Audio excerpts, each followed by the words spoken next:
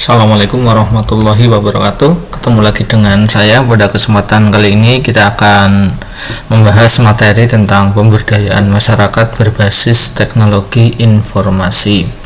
Oke, materi ini adalah bagian dari mata kuliah TI dakwah untuk program studi pengembangan masyarakat Islam Fakultas Dakwah di IAIN Purwokerto. Oke, sebagai pendahuluan, bagaimana nanti kita bicara tentang pengembangan masyarakat Islam yang menggunakan perspektif teknologi. Jadi bagaimanapun teknologi yang ada sekarang ini yang berkembang pesat, yang kemudian setiap hari kita manfaatkan, gitu ya. Nah, di sana nanti bisa kita juga manfaatkan untuk pemberdayaan masyarakat itu ya. Nah, pemberdayaan masyarakat di sana apakah terkait dengan bagaimana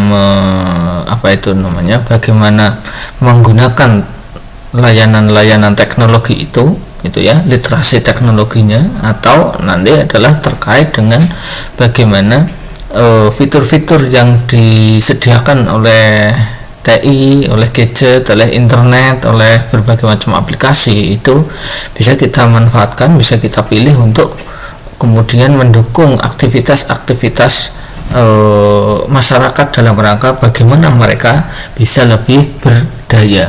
Nah, itu seperti itu. Kemudian kemampuan masyarakat ini dalam akses teknologi informasi semakin ke sini, saya kira untuk masyarakat kita, baik masyarakat menengah atau masyarakat bawah, itu sangat familiar dengan teknologi informasi, sehingga saya kira tidak perlu untuk memberikan pemahaman, pelatihan, literasi teknologi secara umum. Nah, beda halnya ketika nanti misalnya kita akan memanfaatkan TI itu untuk bagaimana memberdayakan mereka, kemudian menggali potensi yang mereka miliki. Nah, itu nanti kita bisa menggunakan bantuan teknologi informasi supaya apa? Supaya bisa lebih cepat, lebih efektif, dan seterusnya. Nanti kita lihat di slide-slide selanjutnya. Kemudian pemanfaatan TI untuk mendukung program pengembangan masyarakat Islam. Nah, seperti apa nanti bentuknya ya? Nah, nanti kita lihat. Nah, sebelum ke sana kita perhatikan dulu di sini untuk model masyarakat informasi, di mana untuk ICT Development Index atau indeks pengembangan ICT itu nanti diukur dengan 3 elemen ya. Yang pertama itu adalah ICT readiness atau kesiapan infrastrukturnya ya. Kesiapan infrastruktur dan juga keluasan akses itu ya. Aksesibilitas dari teknologi itu sudah sejauh mana, sejauh apa di suatu tempat itu ya. Nah, ini ICT readiness, yaitu yang terkait dengan infrastrukturnya.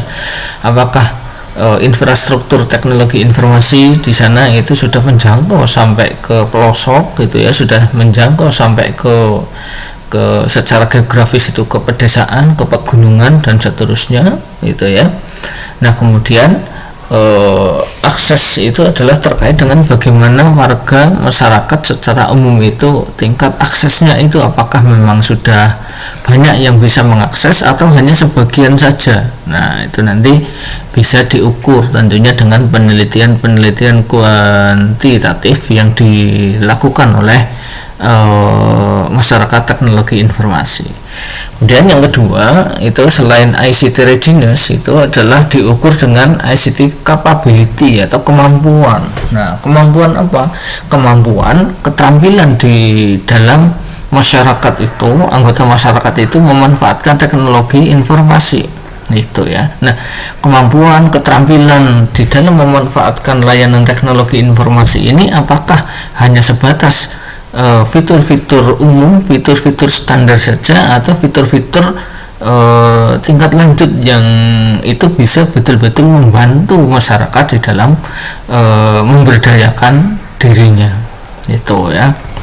Nah, jadi dua ini nanti akan berkontribusi ke dalam ICT usage, yaitu intensitas. Nah, intensitas di sini adalah terkait dengan seintensif apa masyarakat di dalam memanfaatkan teknologi informasi ya. Ini nanti ukurannya biasanya adalah menggunakan jumlah kuota atau jumlah byte itu ya, megabyte, gigabyte, kuota bulanan yang mereka habiskan itu ada berapa. Lalu kemudian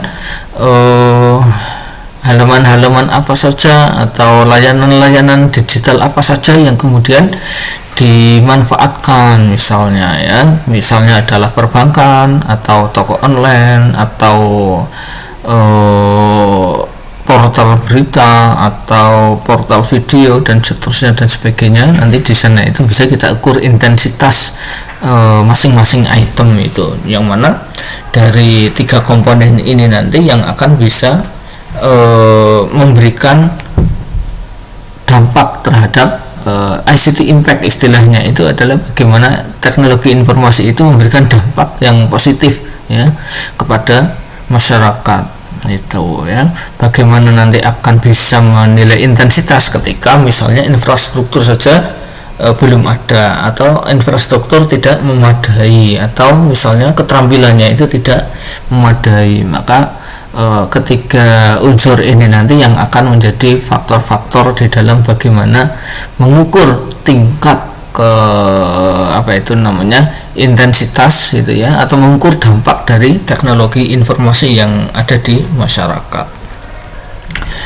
Kemudian manfaat IT untuk pemberdayaan masyarakat seperti apa? Kita bisa lihat yang pertama itu adalah peningkatan pendidikan formal dan informal. Nah, kita tahu di sini bahwa pendidikan formal di sini apalagi di masa pandemi sekarang ini ya, ini sangat terbantu sekali dengan adanya teknologi informasi itu ya, dan juga pendidikan yang sifatnya informal, orang masyarakat ya, penduduk atau warga itu bisa mereka itu belajar apapun yang mereka inginkan, apapun yang mereka mau, apapun yang menurut mereka itu menarik dan tertarik untuk mempelajarinya, apapun ada itu ya, sehingga dampak positifnya itu adalah bisa meningkatkan pendidikan yang formal dan informal. Nah, ini saya kira akan menjadi model yang nanti cukup bagus bagi kita ya, atau bagi kawan-kawan yang ada di prodi PMI itu untuk bisa bagaimana memanfaatkan teknologi ini, mengarahkan masyarakat untuk bisa menggali potensi yang mereka miliki. Kemudian selanjutnya itu adalah menambah pengetahuan itu ya, menambah keterampilan dengan pendidikan formal atau informal ya, biasanya informal yang bisa kita arahkan. Misalnya potensi yang ada di satu tempat adalah di sana ada banyak bambu misalnya itu ya, di pedesaan ada banyak bambu, tapi selama ini bambu itu hanya digunakan untuk kebutuhan-kebutuhan atau untuk keperluan-keperluan yang memang sudah umum, sudah biasa, dan nilai ekonominya itu masih belum tinggi. Nah, kemudian dengan potensi yang ada di sana itu nanti bisa belajar dari internet ya, untuk bagaimana meningkatkan keterampilan bagaimana mengolah potensi, dalam hal ini adalah bambu, untuk bisa memberikan nilai ekonomi yang lebih tinggi, misalnya seperti itu nantinya gitu ya. Nah, yang kedua, peluang kerja baru. Nah, untuk yang kedua ini nanti dengan sudut pandang pemberdayaan masyarakat, maka masyarakat itu bisa kita buka wawasannya, masyarakat itu bisa kita ajak bersama-sama untuk berdiskusi. Kalau misalnya memang di tempat masyarakat atau di tempat kita mengabdi itu kok sulit untuk mencari mencari peluang, mencari potensi yang kemudian bisa dimunculkan, maka kita bisa berikan ide terkait dengan peluang-peluang kerja baru yang itu nanti berbasis teknologi informasi. Nah, tentunya harus dilihat dulu apakah di sana itu infrastrukturnya mencukupi atau infrastrukturnya memadai, aksesnya memadai. Kalau keterampilan saya kira nanti bisa kita ajari bersama-sama, kita bisa belajar bersama-sama. Nah, itu seperti itu peluang kerja baru. Apa misalnya? Yaitu misalnya yang terkait dengan bagaimana menjadi YouTuber itu ya, tidak hanya orang-orang kota, orang-orang urban saja yang jadi youtuber, bisa jadi itu nanti masyarakat kampung pun itu ya bisa menjadi youtuber itu, tentunya dengan melihat potensi sekitar. Yang berikutnya mendorong aktivitas produktif. Nah, ini harapannya aktivitas produktif apa? Yaitu aktivitas yang bisa menghasilkan keuntungan itu ya. Yang utama itu adalah keuntungan ekonomi. Kemudian yang keempat, manfaatnya itu adalah bisa memastikan partisipasi yang lebih besar dalam masyarakat gitu ya. Nah, maksudnya bagaimana partisipasi di sini? Itu adalah bagaimana untuk bisa mengumpulkan masyarakat di dalam satu komunitas virtual yang kemudian di sana mereka bisa berkomunikasi, mereka bisa berdiskusi, mereka bisa bersama-sama untuk membangun itu ya kampungnya, membangun komunitasnya, membangun desanya gitu ya dengan lebih efektif lagi. Nah, yang kelima itu meningkatkan integrasi sosial di tingkat lokal dan global. Nah, integrasi sosial ini ya seperti tadi misalnya untuk yang lokal itu adalah bagaimana bisa mendekatkan itu ya, bisa mendekatkan antar warga itu ya yang ada di satu komunitas untuk kemudian bisa bergerak bersama-sama. Nah, kemudian integrasi ke tingkat global bagaimana? Jadi walaupun bisa jadi mungkin jalan untuk masuk ke satu masyarakat, satu lokasi, satu desa itu masih kesulitan, tapi kalau misalnya di sana internetnya itu aksesnya cukup bagus, maka tidak menutup kemungkinan lokasi tersebut itu bisa mengakses dunia global atau bisa diakses secara global gitu ya. Nah, misalnya di sini adalah salah satu kampung yang ada di kota Magelang sana yang kemudian menjadi ikon untuk industri kreatif yang itu diinisiasi oleh warga yaitu kampung desain, di mana di sana itu sebagian masyarakatnya itu bekerja menjadi desainer tingkat nasional atau bahkan internasional yang sudah memenangkan berbagai macam lomba atau event yang diselenggarakan oleh nasional atau di tingkat nasional atau internasional. Nah, ini kan tentunya satu kabar yang mengembirakan, yang notabene itu tempatnya ada di desa itu ya. Nah, ini yang dimaksud dengan bagaimana kampung yang bisa jadi secara fisik itu terisolir, tapi dengan adanya internet ya di sana, maka kampung itu bisa dilihat secara global. Selanjutnya, meningkatkan pendapatan dan pembangunan masyarakat yang lebih berdaya. Nah, ini adalah tujuan utama. Ujung-ujungnya nanti adalah bagaimana akses teknologi informasi ya yang ada di tempat tersebut itu bisa meningkatkan pendapatan dan juga meningkatkan pembangunan masyarakat yang lebih berdaya. Nah, ini nanti adalah tugas kita. Kenapa? Karena bagaimanapun masyarakat sekarang yang dikatakan miskin itu ya, yang dikatakan kurang beruntung, nah mereka juga memiliki gadget, mereka memiliki akses ke internet ya, bakul cilok gitu ya, tukang sapu itu ya, kemudian pekerja buruh. Nah, itu mereka sekarang banyak yang bahkan pengangguran pun itu ya banyak yang memiliki gadget di sana.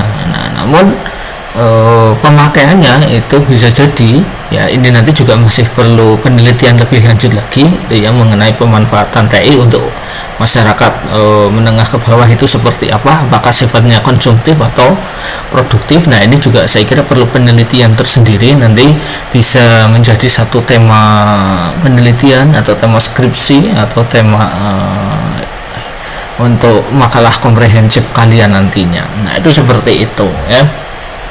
Nah, ini adalah beberapa, paling tidak ada 6. Kalau mungkin dari kawan-kawan ada yang bisa menampilkan atau memunculkan manfaat lain itu ya dari teknologi informasi untuk pemberdayaan masyarakat, silahkan nanti kalian bisa tuliskan di komen atau kita diskusikan di grup WA yang sudah kita bikin, seperti itu ya. Kemudian TI untuk pemberdayaan masyarakat, di sini kelebihan TI untuk pengembangan masyarakat adalah transfer informasi yang kecepatan tinggi ini ya. Nah ini dari sisi teknologinya ya, dimana TI itu nanti adalah bisa memberikan transfer informasi dengan kecepatan yang tinggi. Yang kedua, harganya terjangkau untuk masyarakat miskin. Kuota sekarang itu murah, yaitu ya.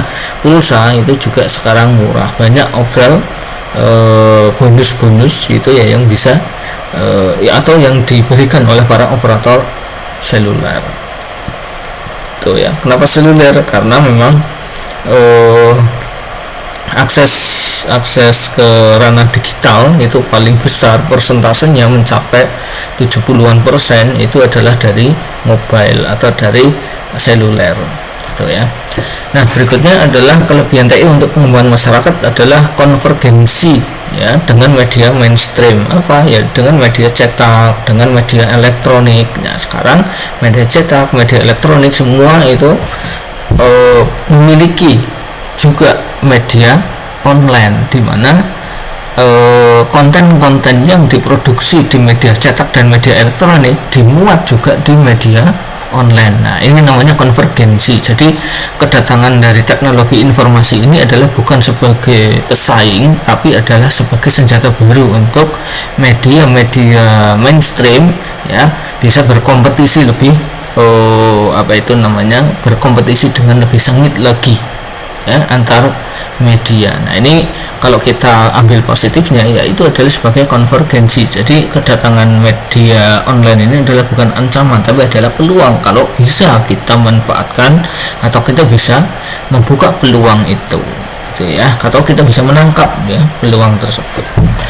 Dan dengan adanya TI itu medianya adalah lebih interaktif itu ya, medianya lebih interaktif. Kenapa? Ada audio, ada visual, ada gambar, ada animasi dan sebagainya dan seterusnya yang nanti bisa kita manfaatkan untuk pengembangan masyarakat.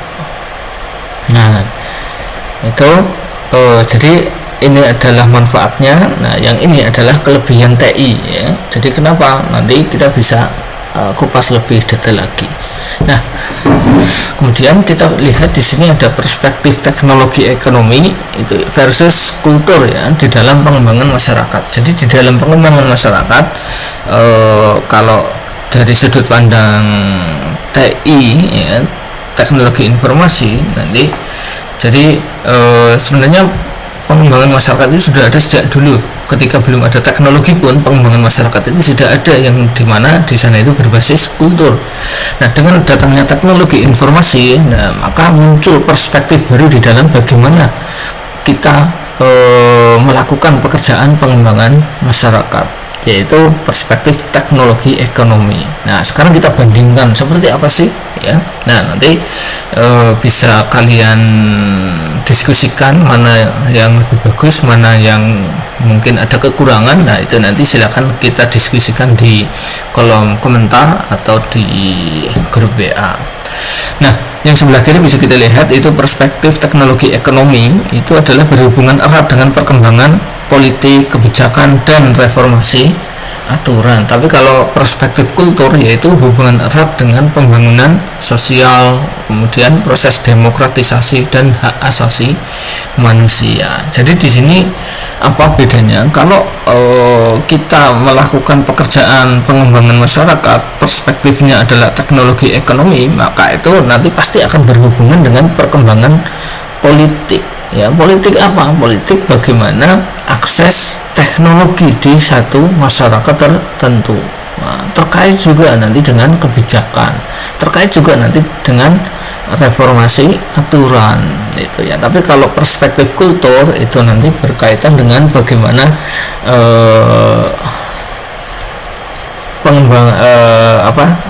pembangunan sosial, lalu ada proses demokratisasi dan hak asasi manusia. Nah, kemudian yang berikutnya, kalau perspektif teknologi ekonomi itu pembangunan total masyarakat sama dengan pembangunan ekonomi masyarakat itu. Itu ya, ketika membangun ekonomi ya berarti sedang membangun masyarakat. Jadi perspektifnya itu adalah ketika ingin membangun masyarakat maka bangunlah ekonominya, yaitu itu adalah perspektif teknologi ekonomi.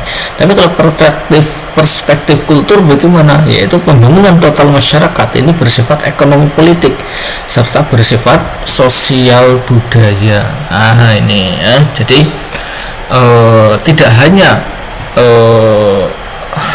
aspek ekonomi saja yang itu menjadi panglima di dalam bagaimana pengembangan atau pembangunan masyarakat, tapi di sana ada aspek-aspek yang lain ya, tentunya ada ekonomi politik ya, dan juga ada sosial budaya di sana itu dikembangkan. Bagaimana sosial budaya di sini ini nanti bisa menjadi spirit ya, bisa menjadi spirit di dalam proses pengembangan, proses pembangunan masyarakat itu ya.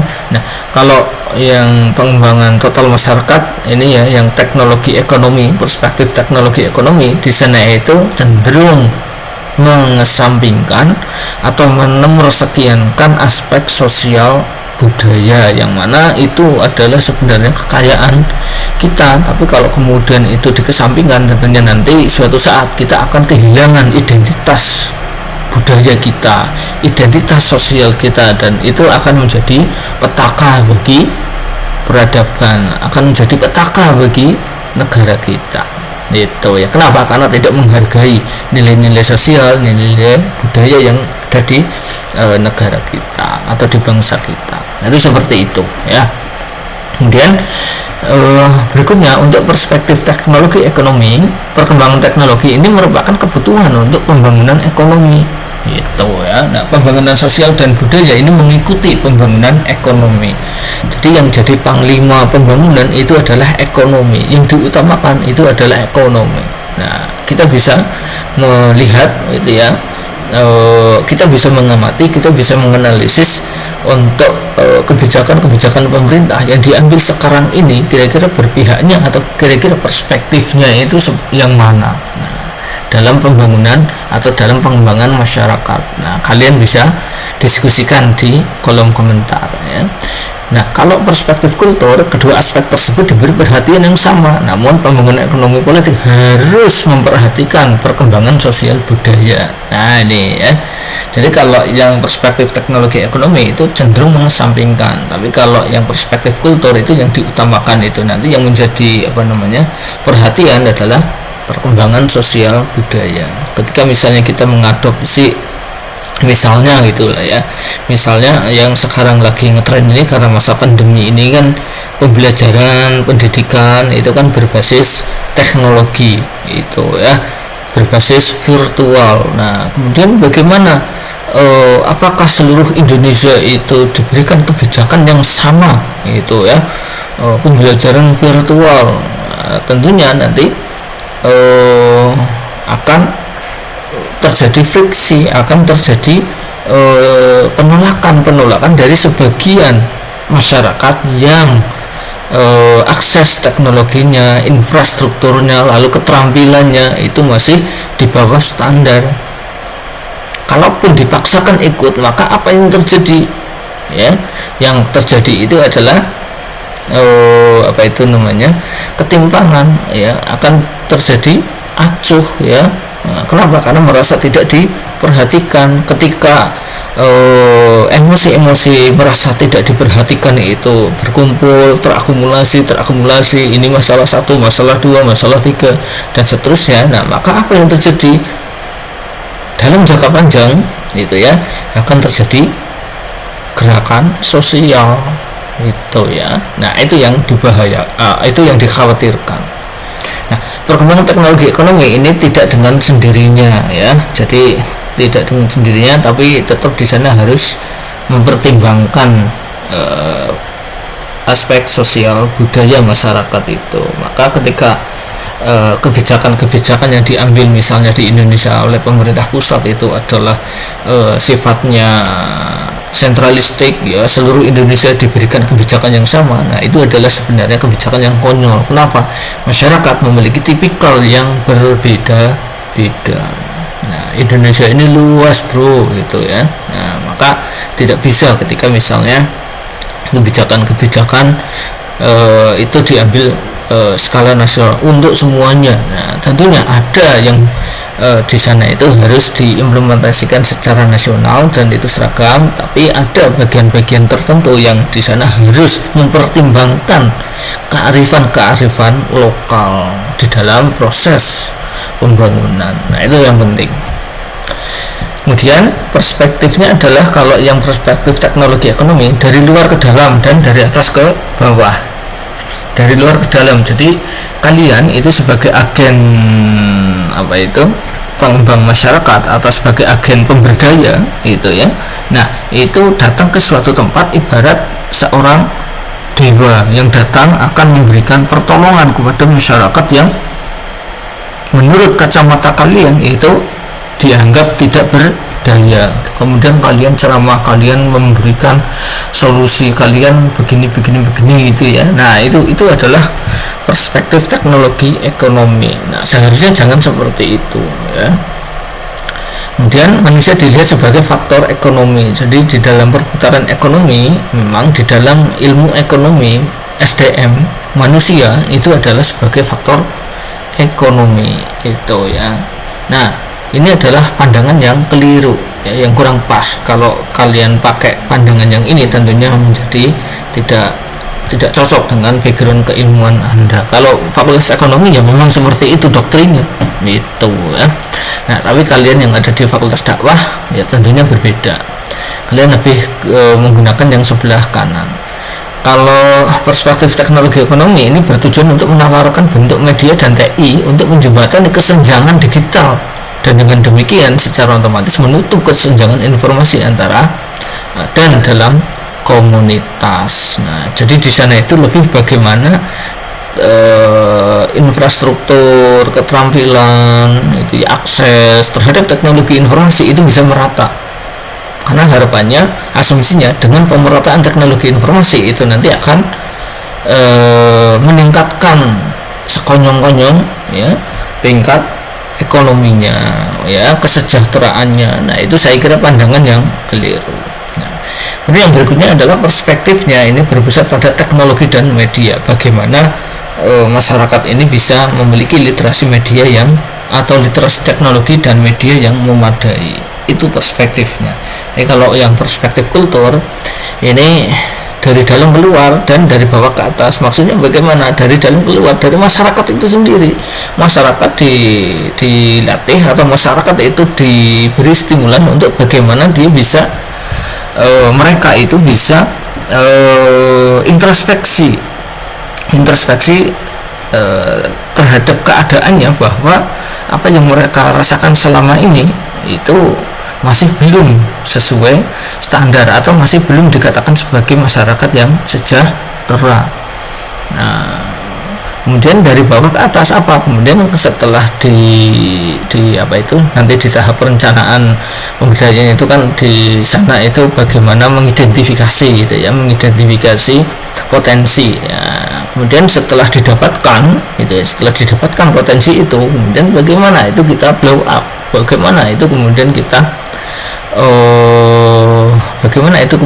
kita manfaatkan semaksimal mungkin untuk bisa meningkatkan kesejahteraan masyarakat itu ya. Nah, perspektif kultur selanjutnya itu manusia dilihat sebagai faktor sosial budaya, bukan faktor ekonomi. Nah, bertujuan untuk menawarkan informasi yang relevan, budaya, dan juga sensitif sosial. Maksudnya bagaimana? Jadi informasi, data itu ya yang masuk itu ya, yang namanya era teknologi sekarang ini kan ibarat banjir data itu ya, banjir informasi.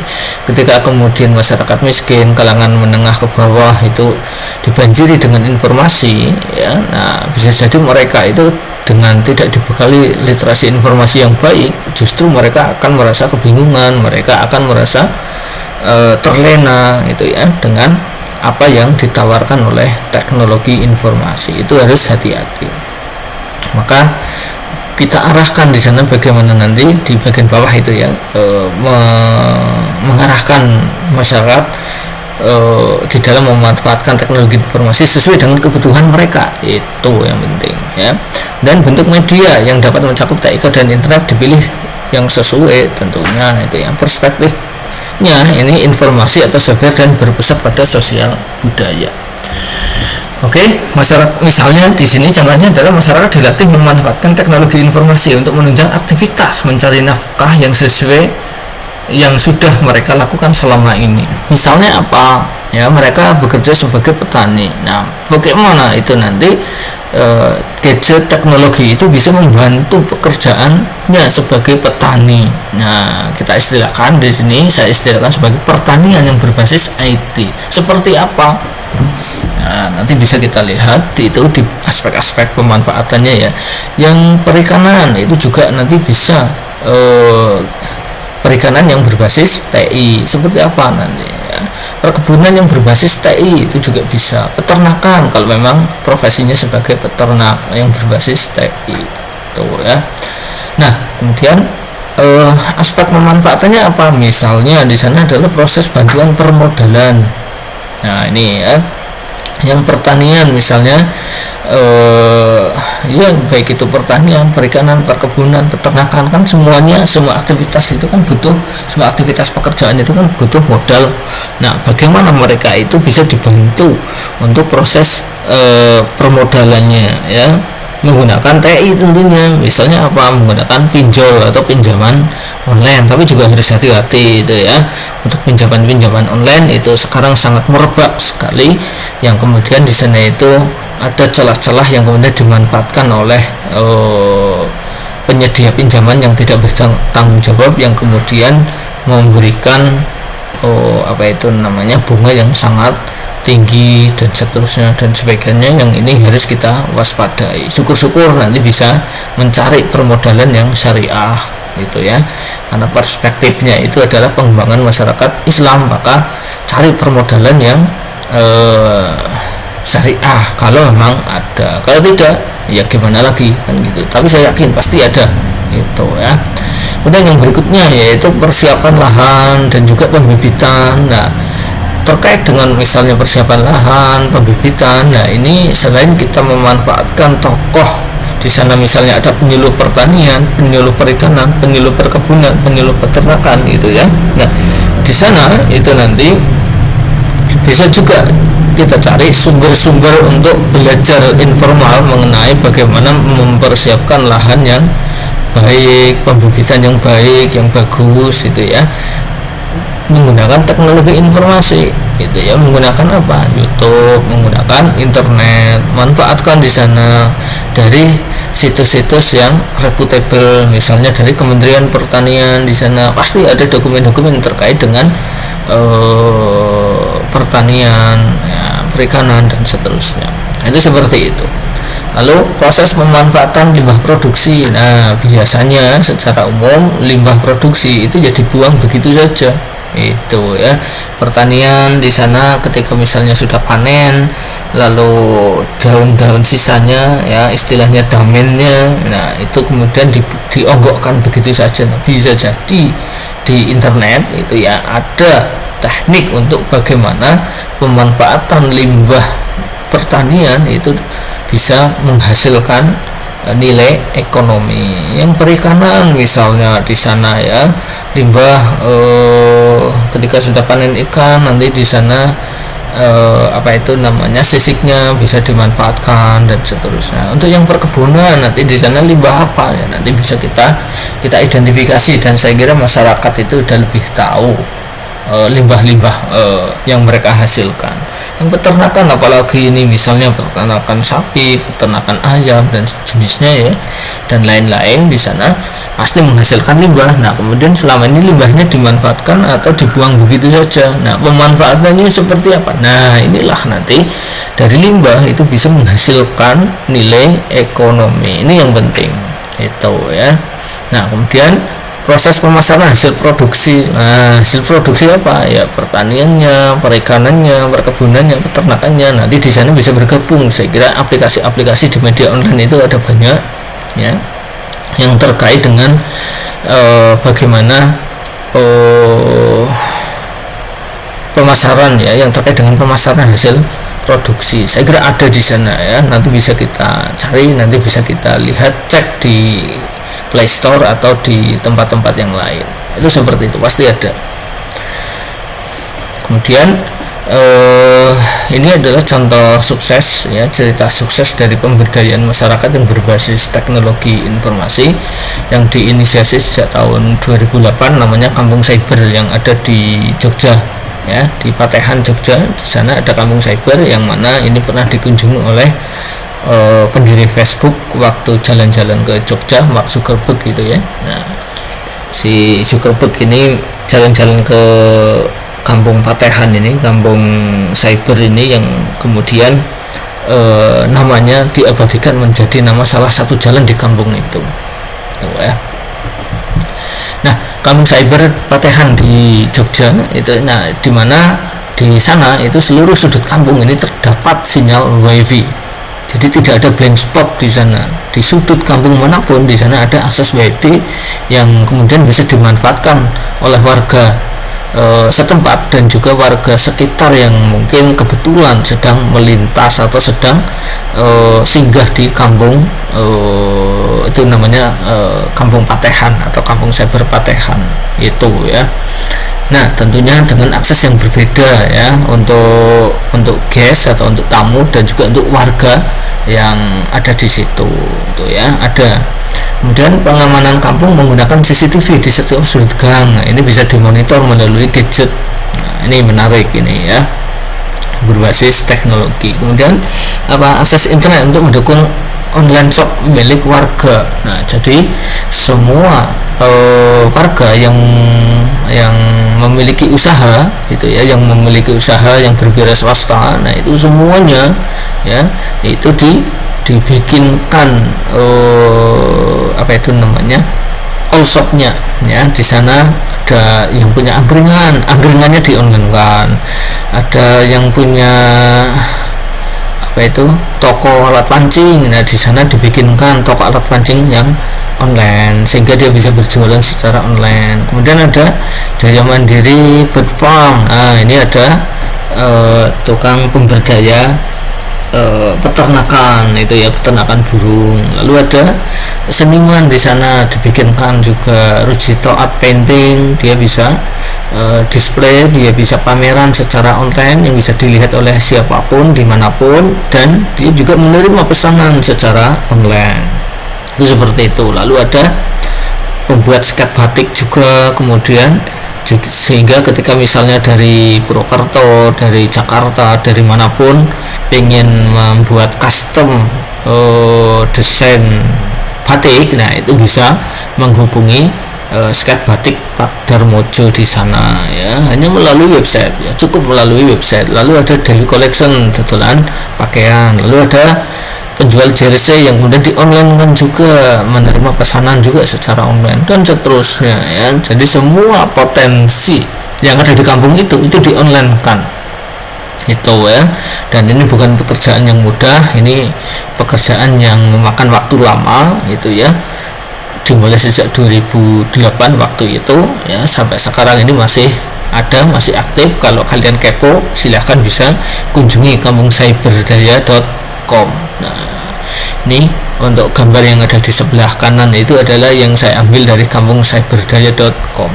Nah, itu bagaimana pemberdayaan masyarakat yang berbasis teknologi informasi. Nah, kemudian selain itu juga untuk Kampung Cyber ini ya, Kampung Cyber Patehan ini sudah dilakukan penelitian dari sudut pandang pengembangan masyarakat, yaitu oleh mahasiswa Prodi PMI dari UIN Sunan Kalijaga Jogja. Itu ada skripsinya. Nah, silahkan kalau kalian ingin tahu lebih dalam, itu bisa merujuk ke skripsi tersebut yang ada di library-nya UIN Jogja. Nah, itu seperti itu ya. Kemudian tahap-tahap pemberdayaan masyarakat yang berbasis IT ya, ini yang pertama, ketahui komunitas lokal gitu ya. Nah, kemudian yang kedua, kumpulkan pengetahuan tentang komunitas lokal. Lalu yang ketiga, identifikasi pemimpin komunitas lokal. Yang keempat, stimulasi komunitas untuk menemukan masalahnya. Yang kelima, bantu komunitas mendiskusikan masalahnya. Yang keenam, bantu komunitas mengidentifikasi masalah prioritas. Jadi kan masalah itu pasti banyak, nah tapi yang mana yang prioritas, nah itu yang nanti diselesaikan lebih dulu. Kalau perlu dibikin skala prioritas, oh ini penting, kurang penting, agak kurang penting, tidak penting, dan seterusnya itu ya. Atau pakai skala penting dan mendesak, ada penting yang mendesak, ada tidak penting tidak mendesak, ada yang tidak penting tapi mendesak ya, ada yang tidak mendesak tapi penting, dan seterusnya. Nah itu nanti bisa dibuat skala seperti itu ya. Jadi supaya ketika nanti masyarakat mulai bergerak itu memang memberikan dampak yang signifikan. Yang ketujuh itu tumbuhkan rasa percaya diri. Yang kedelapan, bantu merancang aksi menyelesaikan masalah. Jadi bukan kalian nanti yang menyelesaikan masalah, tapi masyarakat yang dibantu sehingga mereka itu merasa memiliki. Berikan pengakuan tentang kekuatan yang mereka miliki. Nah ini penting ya. Jadi apa yang diusahakan oleh kalian dan masyarakat itu adalah ya kita akui mereka itu memang sebenarnya berdaya gitu ya, mereka itu bisa gitu. Bantu komunitas untuk terus berpikir dan bertindak untuk kemajuan komunitas. Dan yang ke-11, tingkatkan kemampuan komunitas untuk mandiri dalam memberdayakan dirinya dan komunitasnya. Nah ini adalah tahap-tahap pemberdayaan masyarakat yang berbasis IT ya, dengan contoh kasus tadi di kampung cyber di Patehan itu ya. Dan nanti kalian bisa